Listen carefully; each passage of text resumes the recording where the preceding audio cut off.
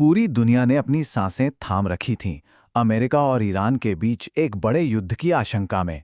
लेकिन फिर एक ऐसा मोड़ आया जिसकी किसी ने कल्पना भी नहीं की थी, और युद्ध के नगाड़े अचानक शांत हो गए।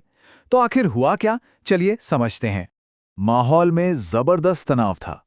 ईरान के बुनियादी ढांचे और यहां तक कि उसकी पूरी सभ्यता को मिटा देने की धमकियां दी जा रही थीं। बयानबाजी एक खतरनाक स्तर पे पहुंच गई थी। ऐसा लग रहा था कि हमला किसी भी पल हो सकता था। और फिर जब दुनिया एक बड़ी तबाही के लिए तैयार थी, तब विनाश के बजाय एक युद्ध विराम की घोषणा हुई। 2 हफ्तों का सीज फायर। और सबसे चौंकाने वाली बात यह थी कि ईरान, जिसे कमजोर पक्ष माना जा रहा था, वो अपनी शर्तें तय कर रहा था। ये जो हैरान कर देने वाला उलटफेर हुआ, वो एक बहुत बड़ा सवाल खड़ा करता है।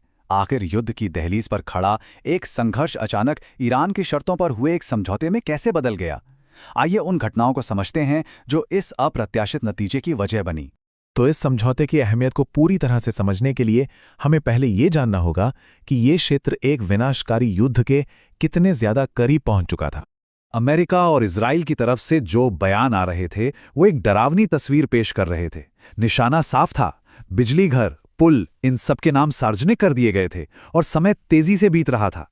इसके जवाब में ईरान ने एक ऐसा कदम उठाया जिसकी किसी को उम्मीद नहीं थी।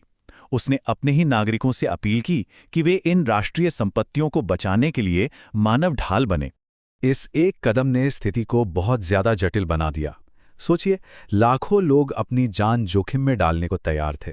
ये अपनी सरकार के लिए एक बड़े जन समर्थन का सबूत था, और इसने किसी भी हमले की मानवीय कीमत को बहुत ज्यादा बढ़ा दिया था। और इसी तनावपूर्ण माहौल के बीच जब पूरी दुनिया ने अपनी सांसें थाम रखी थीं, तेहरान के एक प्रस्ताव के आधार पर अचानक युद्ध विराम की घोषणा कर दी गई। इस ऐलान ने सभी को हैरान कर दिया। ये शर्तें इस रहस्य को और भी गहरा कर देती हैं, क्योंकि ये उन मुख्य मुद्दों पर लगभग पूरी तरह से ईरान की जीत की तरह लगती हैं जो इस पूरे संघर्ष की जड़ थे। दिलचस्प बात यह है कि ये मांगे सीधे संघर्ष की जड़ पर चोट करती हैं। परमाणु महत्वाकांक्षाओं से लेकर आर्थिक प्रतिबंधों तक, क्षेत्रीय प्रभाव तक, ये लगभग हर उस मुद्दे पर ईरान की जीत थी जिस पर तनाव बना हुआ था। और हैरानी की बात यह है कि अमेरिकी प्रशासन ने न केवल ये 10 सूत्रीय योजना मिलने की पुष्टि की, बल्कि इसे बातचीत का आधार भी माना। यह उनकी पिछली मांगों से, जिसमें वो ईरान के बिना शर्त आत्मसमर्पण की बात कर रहे थे, एक बहुत बड़ा यूटर्न था।